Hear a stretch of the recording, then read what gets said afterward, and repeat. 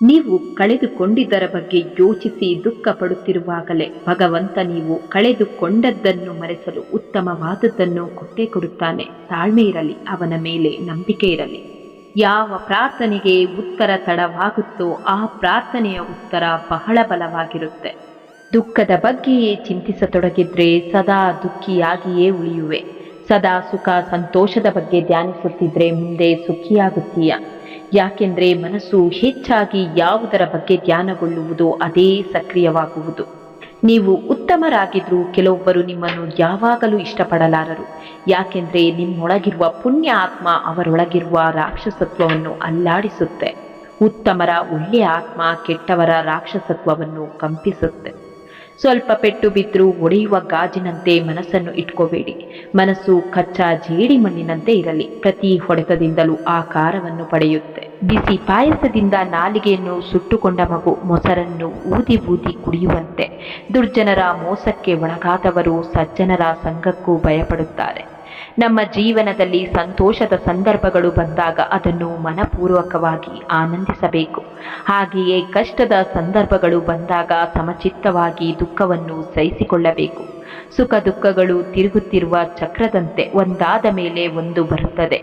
ಬೇರೆಯವರಲ್ಲಿ ಏನಿರುವುದೋ ಅದು ತನಗೂ ಬೇಕು ಎಂಬ ಆಸೆ ಇರುವವರಿಗೆ ತಮ್ಮಲ್ಲಿ ಎಷ್ಟೇ ಇದ್ರೂ ನೆಮ್ಮದಿ ಇರೋದಿಲ್ಲ. ನಮ್ಮಲ್ಲಿ ಏನಿರುವುದೋ ಅದರಲ್ಲಿ ನೆಮ್ಮದಿ ಕಂಡುಕೊಂಡವರಿಗೆ ಬೇರೆಯವರ ಹತ್ತಿರ ಏನೇ ಇದ್ರೂ ಅವರು ತಲೆಕೆಡಿಸಿಕೊಳ್ಳುವುದಿಲ್ಲ. ಎಲ್ಲವೂ ಒಂದು ಕಾರಣಕ್ಕಾಗಿ ನಡೆಯುತ್ತಿದೆ. ಆ ಕಾರಣದಿಂದ ಬದಲಾವಣೆಯಾಗುತ್ತೆ. ಆ ಬದಲಾವಣೆ ಆಘಾತ ಮಾಡುತ್ತೆ. ಕೆಲವೊಮ್ಮೆ ಆ ಬದಲಾವಣೆ ತುಂಬ ಕಷ್ಟಕರ, ಆದರೆ ಕೊನೆಯಲ್ಲಿ ಎಲ್ಲವೂ ಒಳ್ಳೆಯದೇ ಆಗುತ್ತೆ. ಸುಖದಲ್ಲಿರುವಾಗ ಧರ್ಮ ಕಾರ್ಯ ಮಾಡು. ಇತರರಿಗೆ ಅವಶ್ಯಕವಾಗಿ ಸಹಾಯ ಮಾಡು. ಯಾಕೆಂದರೆ ಧರ್ಮದ ಸಮಯದಲ್ಲಿ ಆ ಪುಣ್ಯ ಕಾರ್ಯಗಳ ಪುಣ್ಯಫಲ ನಿನ್ನ ಸಹಾಯಕ್ಕಾಗಿ ಅವಶ್ಯಕವಾಗಿ ಬಂದು ನಿಲ್ಲುತ್ತೆ. ಹಾಗೆ ಸಾಧಿಸಲು ಸಮಯ ವ್ಯರ್ಥ ಮಾಡಬೇಡಿ. ನಿಮ್ಮನ್ನು ನೋಯಿಸಿದವರು ಕೊನೆಗೆ ಅವರ ಕರ್ಮವನ್ನು ಅವರೇ ಎದುರಿಸುತ್ತಾರೆ. ಬಿದ್ದವರನ್ನು ಕಂಡು ನಗಬೇಡ. ಬಡತನದಲ್ಲಿ ಇರುವುದನ್ನು ಕಂಡು ತಿರಸ್ಕರಿಸಬೇಡ. ಹಸಿದವರನ್ನು ಕಂಡು ಕಾಣದಂತಿರಬೇಡ. ನಾ ಕಾಲಚಕ್ರದೊಳಗೆ ಇರುವೆನೆಂಬುದನ್ನು ಮರೆಯಬೇಡ.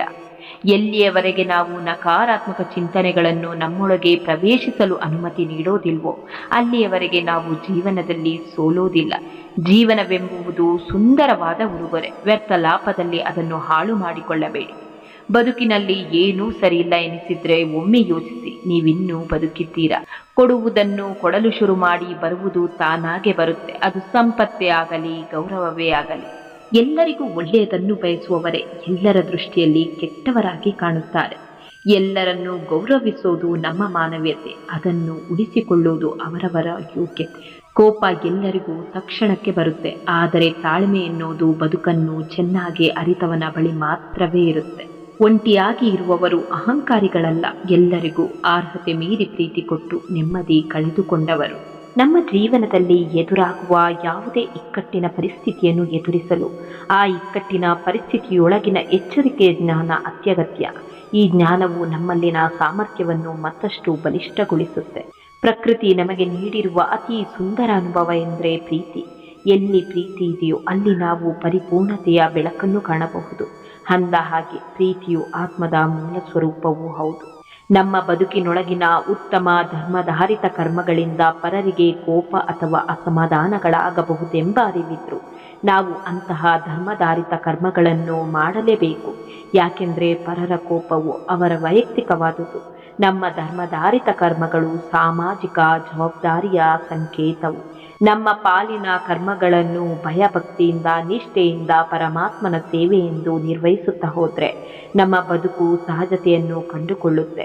ಪರಮಾತ್ಮನ ನಂಬಿಕೆ ಇಲ್ಲದೆ ಮಾಡುವ ಕರ್ಮಗಳು ಅಸಹಜತೆಯ ರೂಪವನ್ನು ಪಡೆದು ನಮ್ಮ ಬದುಕನ್ನು ಅಸಹನೀಯ ಮಾಡಬಲ್ಲದು. ನಮ್ಮ ಶರೀರವನ್ನು ಆದಷ್ಟು ಕ್ರಿಯಾಶೀಲರಾಗಿರುವಂತೆ ಪ್ರೇರೇಪಿಸಬೇಕು. ಯಾಕೆಂದರೆ ದೇಹವು ಕ್ರಿಯಾಶೀಲವಾದಷ್ಟು ನಮ್ಮ ಆರೋಗ್ಯ ಮತ್ತು ಮನಸ್ಸು ಸ್ಥಿರವಾಗಿ ಕೆಲಸ ಮಾಡಬಲ್ಲದು. ನಾವು ಜೀವನದಲ್ಲಿ ಏನೇ ಕಳೆದುಕೊಂಡರೂ ಆತ್ಮವಿಶ್ವಾಸವನ್ನು ಮಾತ್ರ ಕಳೆದುಕೊಳ್ಳಬಾರದು. ಯಾಕೆಂದರೆ ಆತ್ಮವಿಶ್ವಾಸ ಹೊಂದಿದ್ರೆ ಕಳೆದುಕೊಂಡಿರುವುದನ್ನೆಲ್ಲ ಮರಳಿ ಪಡೆದುಕೊಳ್ಳಬಹುದು.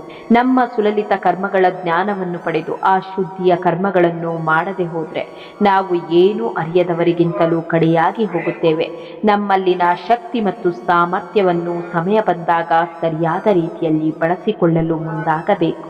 ಪರಮಾತ್ಮನು ನಮಗೆ ನೇರವಾಗಿ ಗೆಲುವಿನ ಸಂಕೇತವನ್ನು ನೀಡಲಾರನು, ಆದರೆ ಗೆಲುವಿಗೆ ಬೇಕಾದ ಶಕ್ತಿ ಮತ್ತು ಸಾಮರ್ಥ್ಯವನ್ನು ಕೊಡುವನು. ಆ ಶಕ್ತಿ ಮತ್ತು ಸಾಮರ್ಥ್ಯದಿಂದ ಗೆಲುವನ್ನು ಪಡೆದುಕೊಳ್ಳಲು ನಾವೇ ಯತ್ನಿಸಬೇಕು. ನಮ್ಮ ಜೀವನದಲ್ಲಿ ನಮಗೆ ಶತ್ರುಗಳ ಸಂಖ್ಯೆಯು ಅಧಿಕವಾಗುತ್ತಿದೆ ಎಂದರೆ ಅವರಿಗಿಷ್ಟವಿರದ ಅಥವಾ ಅವರಿಂದಾಗದ ಸಾಧನೆಯನ್ನು ನಾವು ಮಾಡುತ್ತಿದ್ದೇವೆ ಎಂದರ್ಥ.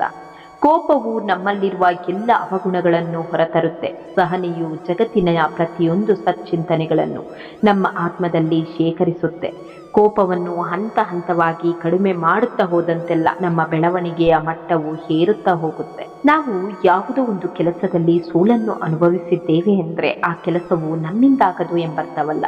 ಬದಲಾಗಿ ಆ ಕೆಲಸದಲ್ಲಿನ ನಮ್ಮ ಶ್ರದ್ಧೆ, ಆತ್ಮವಿಶ್ವಾಸ ಹಾಗೂ ಛಲಗಾರಿಕೆಯನ್ನು ಮತ್ತಷ್ಟು ಹೆಚ್ಚಿಸಬೇಕಾಗಿದೆ. ಬದುಕಿನಲ್ಲಿ ಯಶಸ್ವಿ ಸಾಧಿಸಬೇಕೆಂದರೆ ನಾವು ಬೇರೆಯವರ ಮೇಲೆ ಹೋರಾಟ ಮಾಡುವುದಲ್ಲ, ನಾವು ನಮ್ಮ ಆತ್ಮದ ಜೊತೆ ಅನುದಿನವೂ ಅನುಕ್ಷಣ ಸೆಣಸಾಡಬೇಕು.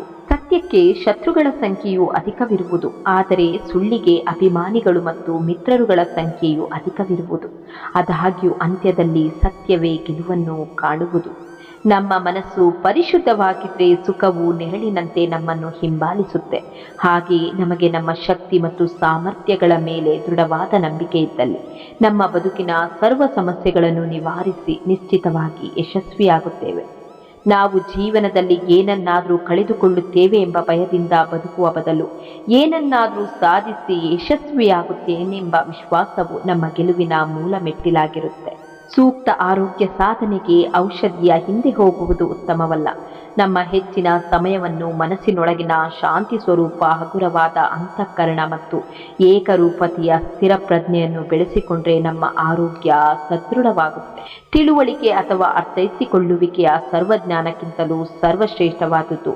ನಮ್ಮನ್ನು ತಿಳಿದಿರುವ ಅಪಾರ ಜನರನ್ನು ಕಾಣಬಹುದು, ಆದರೆ ನಮ್ಮನ್ನು ಅರ್ಥೈಸಿಕೊಂಡಿರುವವರನ್ನು ಅಲ್ಪ ಸಂಖ್ಯೆಯಲ್ಲಿ ಕಾಣಬಹುದು. ಗಾಜಿನ ಕನ್ನಡಿಯ ಮುಂದೆ ನಿಂತಾಗ ಸರ್ವರು ಸುಂದರವಾಗಿಯೇ ಕಾಣುವರು, ಆದರೆ ಮನಸ್ಸಿನೊಳಗಿನ ಪರಮಾತ್ಮನೆಂಬ ಕನ್ನಡಿಯೊಳಗೆ ಕೆಲವರು ಮಾತ್ರ ಸುಂದರವಾಗಿರುವರು. ನಮ್ಮ ಬದುಕಿನ ಕರ್ಮಗಳನ್ನು ಪರಿವರ್ತನೆಯ ರೂಪದೆಡೆಗೆ ಕೊಂಡೊಯ್ಯುವ ಆಧ್ಯಾತ್ಮ ಜ್ಞಾನವು ಕಾಮಧೇನುವಿದ್ದಂತೆ. ನಮ್ಮೊಳಗಿನ ಆತಂಕ ಮತ್ತು ಕಾಳಜಿಯ ನಡುವೆ ಅಗಾಧವಾದ ವ್ಯತ್ಯಾಸವಿದೆ. ನಮ್ಮ ಮನಸ್ಸು ಆತಂಕದಿಂದ ಕೂಡಿದ್ರೆ ನಾವು ಸಮಸ್ಯೆಯನ್ನು ಎದುರು ಹಾಕಿಕೊಳ್ಳುತ್ತೇವೆ. ಅದೇ ನಮ್ಮ ಮನಸ್ಸು ಕಾಳಜಿಯಿಂದ ಕೂಡಿದ್ರೆ ಸಮಸ್ಯೆಗಳನ್ನು ಬಗೆಹರಿಸಿಕೊಳ್ಳಲು ನೆರವಾಗುತ್ತವೆ. ನಮ್ಮ ಆತ್ಮದ ಸೃಷ್ಟಿಯಂತೆ ಸರ್ವರ ಆತ್ಮದ ಸೃಷ್ಟಿಯು ಕೂಡ ಆ ಪರಮಾತ್ಮನ ಅಣತಿಯಂತಿರುವುದು ಎಂಬ ಪರಿಕಲ್ಪನೆಯನ್ನು ಬೆಳೆಸಿಕೊಂಡ್ರೆ ಪರರ ಮನಸ್ಸನ್ನು ನೋಯಿಸುವ ಕೆಲಸಕ್ಕೆ ನಮ್ಮ ಮನಸ್ಸು ಕೈ ಹಾಕದು. ನಮ್ಮ ಅನುಮಾನ ಸುಳ್ಳಾಗಬಹುದು, ಆದರೆ ನಮ್ಮ ಅನುಭವವು ಎಂದಿಗೂ ಸುಳ್ಳಾಗಿರಲು ಸಾಧ್ಯವಿಲ್ಲ. ಅನುಮಾನವು ಕೇವಲ ನಮ್ಮ ಕಲ್ಪನೆಯಾಗಿರುತ್ತೆ, ಆದರೆ ಅನುಭವವು ಬದುಕಿನಲ್ಲಿ ನಾವು ಕಲಿತಿರುವ ಪಾಠವಾಗಿರುತ್ತೆ.